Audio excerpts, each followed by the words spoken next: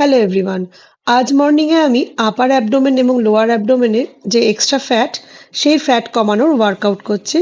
সঙ্গে আছে 3 kilo dumbbell. এভাবে যদি করা যায় তাহলে আমাদের আপার অ্যাবস এবং লোয়ার অ্যাবসে যে এক্সট্রা ফ্যাট সেই ফ্যাটটা খুব ফাস্ট রিডিউস হয়।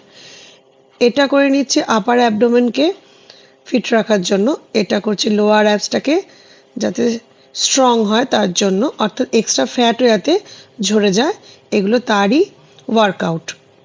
আর এর সঙ্গে অবশ্যই স্ট্রেচিং অত্যন্ত দরকার। এটার ফলেও লোয়ার অ্যাবসটা অনেক বেশি স্ট্রং হয়। এবার আমি করে নিচ্ছি চক্রাসন এবং তার সঙ্গে স্ট্রেচিং।